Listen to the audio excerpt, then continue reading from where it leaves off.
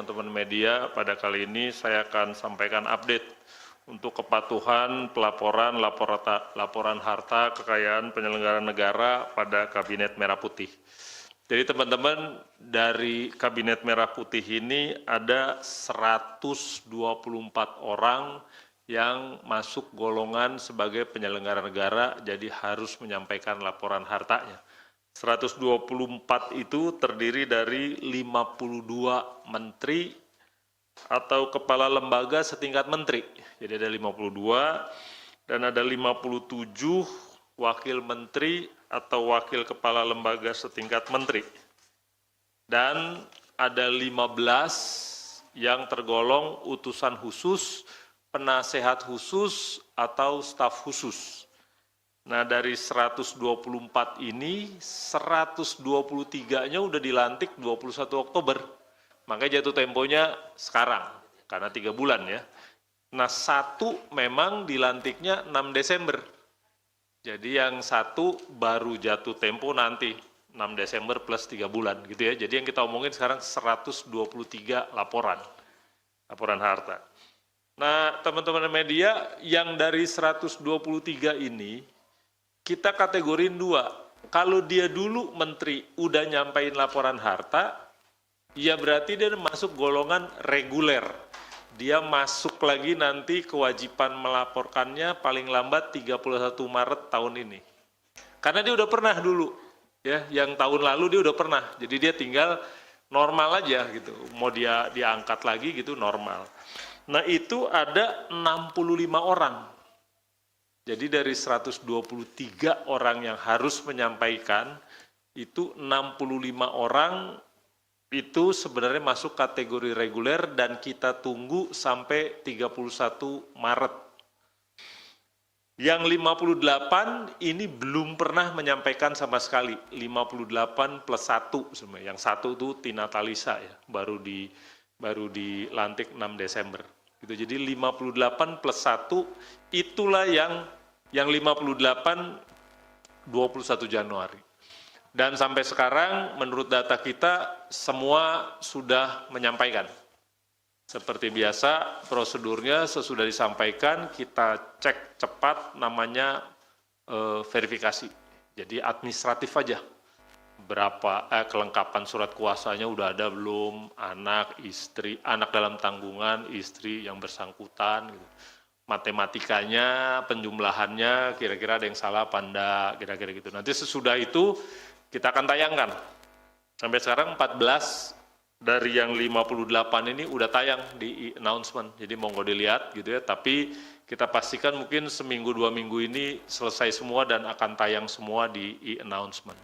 Sesudah itu ya tinggal kita tunggu masukan dari masyarakat seperti apa gitu ya. Kalau ada harta yang nggak dilaporin, nah ya segala macam gitu nanti kita lihat lagi gitu. Nah, yang paling tinggi dari yang reguler yang dulu sudah pernah menyampaikan itu 2,6 triliun hartanya. Tapi yang sekarang yang khusus yang baru diangkat tadinya nggak pernah lapor itu 5,4 triliun. Yang saya lihat angka sementaranya gitu ya, jadi kan kelihatan jumlah hartanya gitu. Nah, rata-rata yang reguler itu sekitar 187 miliar lah. Jadi yang 65 orang yang dulu udah pernah menteri, wamen, udah pernah masukin LKPN, nanti kita baru tunggu lagi 31 Maret itu rata-rata 187 miliar.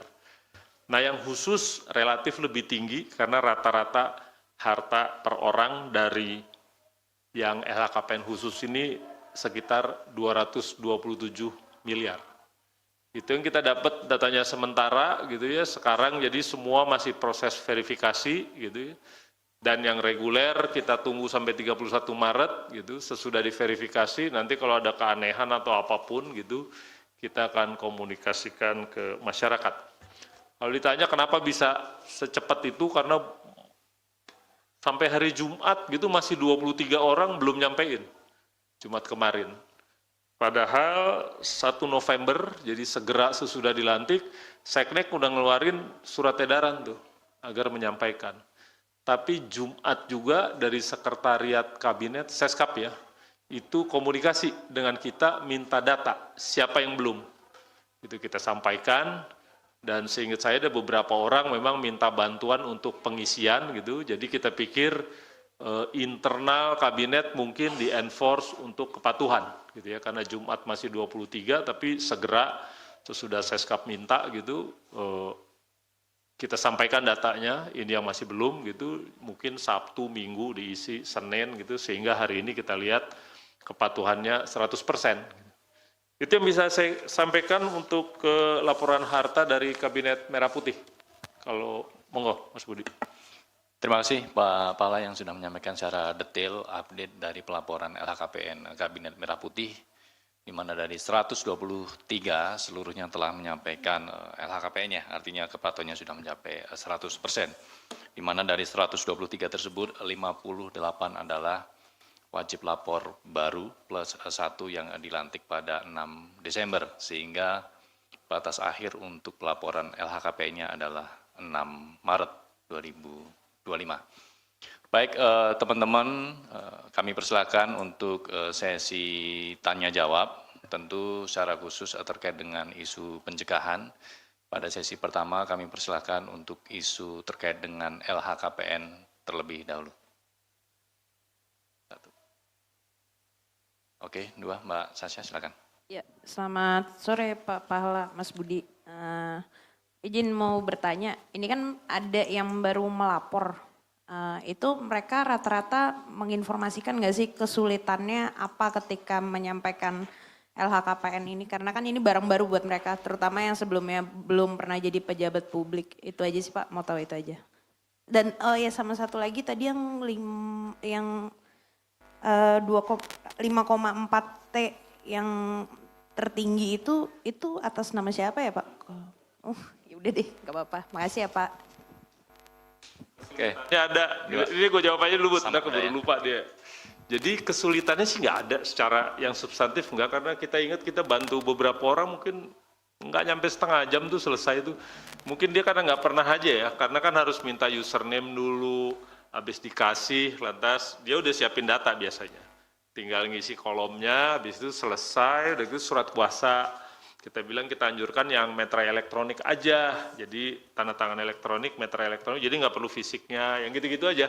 Jadi kita nggak ngelihat ada yang substantif ya masalahnya, hanya karena belum pernah aja. Gitu, karena belum pernah, biasanya juga mereka minta stafnya yang ngisiin, nanti kita komunikasi sama stafnya. Saya pikir itu, Bud.